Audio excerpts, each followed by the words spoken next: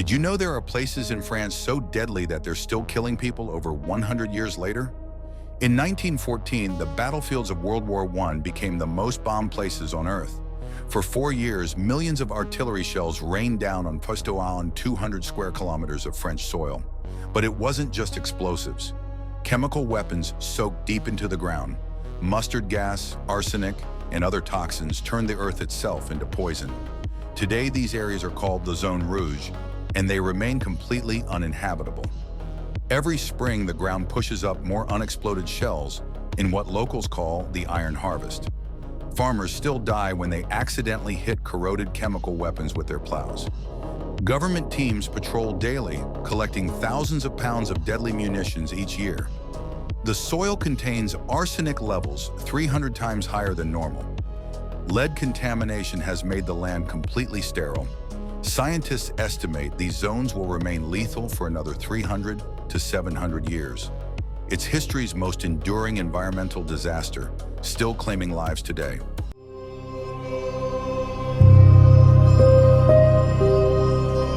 Did you know a respected doctor turned mental health care into a horror show using nothing but an ice pick? In 1945, Dr. Walter Freeman believed he had found the cure for mental illness, the transorbital lobotomy. Freeman would hammer an ice pick through a patient's eye socket, directly into their brain. No operating room needed, just his office, local anesthetic, and 10 minutes. He severed connections in the frontal lobe, while family members watched from the corner. Patients walked in sad or anxious. They walked out as empty shells. No emotions, no decision-making ability, no independence. Rosemary Kennedy was one victim. Her botched procedure left her institutionalized for life. But Freeman didn't stop. He created an assembly line of broken minds. Even after losing his medical license, he continued operating in secret. By 1967, he had lobotomized over 3,500 people, all convinced he was healing them, when he was actually destroying their humanity forever.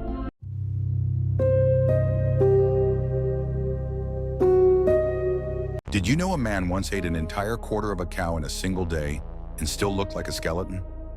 In 18th century France, a peasant boy named Tarare seemed normal until his impossible hunger emerged.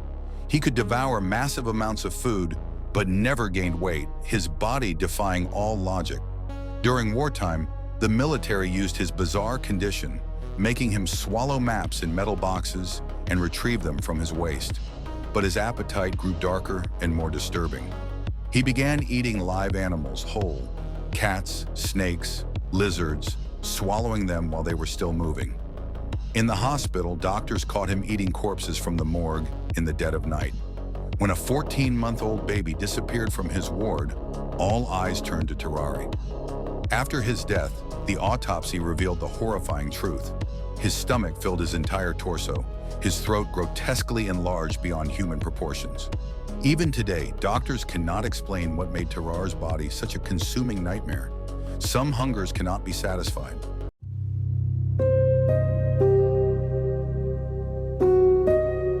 Did you know an entire town was swallowed by a fire that's been burning underground for over 60 years? In 1962, workers in Centralia, Pennsylvania, were cleaning up trash for Memorial Day. They decided to burn garbage in an old strip mine, just like they had done before.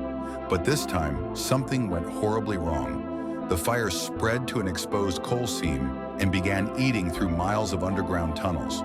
For years, residents noticed their basements filling with deadly carbon monoxide. The ground reached temperatures of 900 degrees Fahrenheit. Then in the 1980s, 12-year-old Todd Domboski was playing in his backyard when the earth suddenly opened beneath him.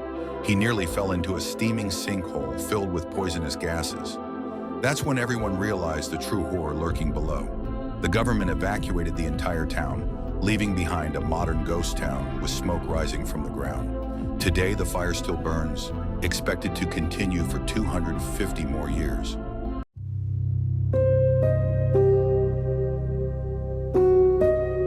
Did you know a creature once terrorized an entire region of France, killing over 100 people in just 3 years? In 1764, the peaceful countryside of Gévaudan was about to become a hunting ground. It started when 14-year-old Jean Boulet was found torn apart by something no one could identify. Then more bodies appeared, women and children, throats ripped out, partially eaten. But this wasn't any ordinary wolf. Witnesses described a massive beast that walked upright like a man. It showed terrifying intelligence, avoiding every trap set by professional hunters. Even King Louis XV sent his royal huntsmen, but the attacks continued.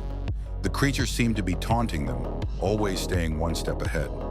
Finally, a local farmer named Jean Chastel loaded his rifle with silver bullets blessed by priests. When he shot the beast, it was larger than any known wolf species. Inside its stomach, they found human hair and pieces of clothing. To this day, no one knows what the beast of Gévaudan really was.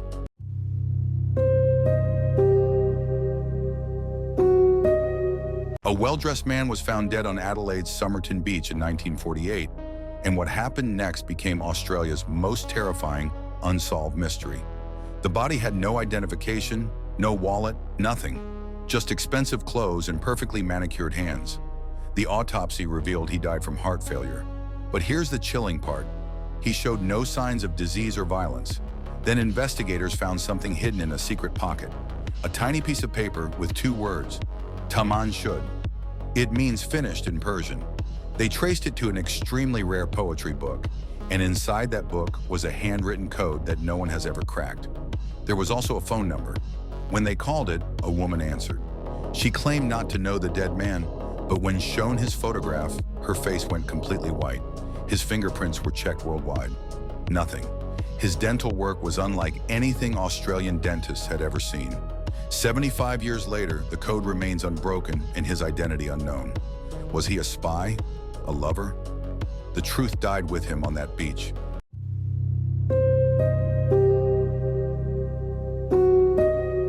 Did you know a man survived having a 13-pound iron rod blast completely through his skull and lived to tell about it? Phineas Gage was a respected railroad foreman in Vermont, known for his gentle nature and calm leadership. On September 13, 1848, he was preparing explosives to clear rock when something went horribly wrong. The tamping iron he was using sparked against stone, igniting the gunpowder prematurely. The 3-foot-long rod shot upward like a missile, entering below his left eye and exploding out the top of his skull. It landed 80 feet away, covered in blood and brain matter. But here's the terrifying part. Phineas remained conscious the entire time. He walked to get help, casually carrying chunks of his own brain that had fallen out. Within months, the gentle man his friends knew was gone forever. He became violent, aggressive, and uncontrollably profane. His case became the first proof that your personality lives in specific parts of your brain. Today, his skull and that iron rod sit in a museum, a chilling reminder of how fragile our minds really are.